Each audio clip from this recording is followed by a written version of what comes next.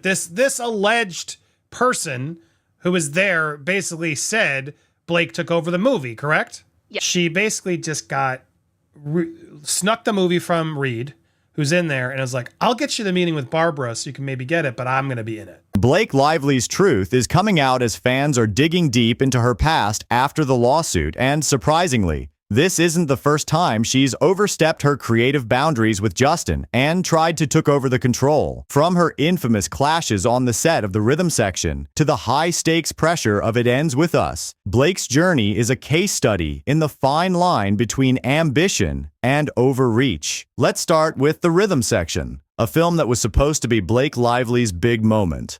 On paper, it had everything. A female-led spy thriller produced by none other than Barbara Broccoli, the powerhouse behind the James Bond franchise. Blake was cast as the lead, and the film was marketed as a female James Bond. A bold, empowering move in an industry often criticized for its lack of strong female roles. But instead of a triumph, the rhythm section became a box office bomb. Critics panned it, audiences ignored it, and the film quickly faded into obscurity. But the real story isn't just about its failure, it's about what happened behind the scenes. Reports suggest that Blake wasn't just the star of the film. She was deeply involved in shaping its creative direction, despite not being an official producer. Sources claim she clashed with the film's director, Reed Morano, an award-winning filmmaker known for her meticulous style. The tension reportedly centered on creative decisions, with Blake pushing for her own vision of the film.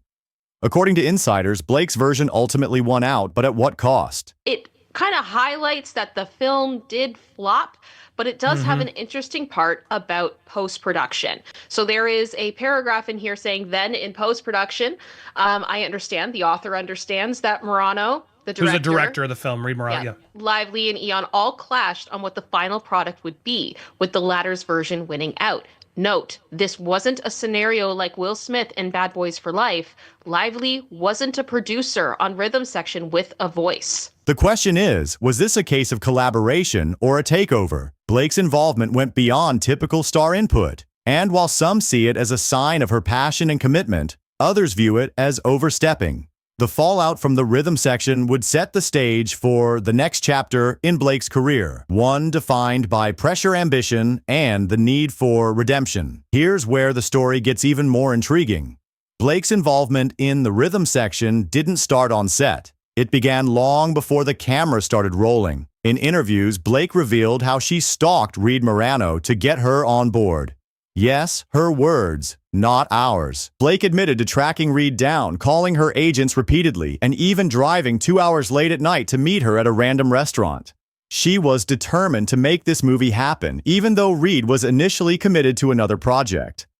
I was stalking Reed Morano, our director, and I was actually trying to get her to do another film of mine, and they told me that she was entirely unavailable, that it's not worth it. So I met her at this random restaurant outside of her house at 10:30 at night one night, and I begged her to do my movie, and she was meant to do another movie instead, and we instead spent the entire night talking about this script that she was obsessed with called The Rhythm Section. Blake's persistence paid off. Reed agreed to direct the rhythm section, and Blake secured a meeting with Barbara Broccoli. But here's the twist. Blake framed it as a joint effort, telling Reed, let's do this movie together. Yet, some believe Blake was maneuvering to position herself as the driving force behind the project. She basically just snuck the movie from Reed, who's in there, and was like, I'll get you the meeting with Barbara so you can maybe get it, but I'm going to be in it. Which, I wonder if Reed even wanted her to be in it. Maybe they were just talking and having a fun dialogue, but now Blake has weaseled herself in to get that meeting through Barbara, which clearly all the work has been done by Reed. Was this ambition or something more calculated? Blake's determination is undeniable, but her methods have sparked debates about the line between passion and overreach. I respect people who are ambitious. I respect people who go out and try to make their dreams come true and things like that. I totally get it. But there's just something about this that just is off. It's off. And just starting with saying, I stalked her and, The production of the rhythm section was far from smooth. Blake reportedly broke her hand during filming, describing the injury as her knuckle turning into confetti.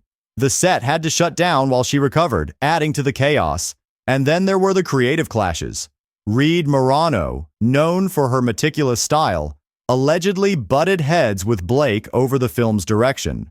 The tension was palpable, and it showed in the final product. When the rhythm section finally hit theaters, it flopped hard. Critics panned it and audiences stayed away. But the failure wasn't just a blow to Blake's career. It raised questions about her approach to filmmaking. This alleged person who was there basically said Blake took over the movie, correct? Yes, that is the allegation. But again, we can't prove all of that 100%, but I think looking at the information we've just looked at, it's very clear that there were issues through this film, that there was something with it. There was something going on here that was different. And I think it does really, really factor into what happened with It Ends With Us. Was her hands-on style a sign of passion, or did it cross the line into micromanagement? The answer may depend on who you ask, but one thing's for sure. The experience left a mark on Blake's career and her reputation. Fast forward to It Ends With Us, Blake's recent project, and the parallels are hard to ignore. Once again, Blake is at the center of a film with a strong personal connection. She's described it as a passion project, emphasizing her role in bringing it to life. But here's the kicker. Rumors suggest she took a similarly assertive approach on this set too. Anonymous sources claim Blake was deeply involved in creative decisions, sometimes overriding the director's vision. While some see this as a sign of her dedication, others view it as overstepping. The debate has only intensified with the film's release, with some praising her commitment and others criticizing her for allegedly trying to control every aspect of the production. The stakes were high for It Ends With Us. After the failure of the rhythm section, Blake needed a win. This wasn't just another movie. It was her chance to prove she could carry a film to success. The pressure was immense, and according to insiders, Blake was determined to make it work, no matter what. What's driving this behavior? Some point to Blake's desire for creative fulfillment. In a Forbes interview, she spoke about needing authorship over her projects to feel satisfied. It's a sentiment many artists share, but in Blake's case, it seems to come with a side of controversy. Her ambition is undeniable, but is it overshadowing her ability to collaborate? Blake's journey in Hollywood is a testament to her drive and determination, but it also raises questions about the balance between creative control and teamwork. So what's the takeaway? Blake Lively is undeniably talented, driven, and passionate about her work, but her approach to filmmaking has sparked a conversation about the balance between ambition and collaboration. Is she a visionary taking control of her career, or is she overreaching in her quest for creative ownership? The answer may lie somewhere in between. What's clear is that Blake's journey in Hollywood is far from ordinary. Whether you see her as a trailblazer or a cautionary tale, one thing's for sure: she's not afraid to make waves. Blake Lively's story is a reminder of the tightrope that Hollywood stars must walk. On one side, there's the need for creative control and personal fulfillment. On the other, there's the importance of collaboration and trust in the creative process. What do you think? Is Blake's behavior a sign of her dedication, or has she crossed a line? Let us know in the comments, and don't forget to like, subscribe, and hit that bell for more deep dives into the stories behind your favorite stars.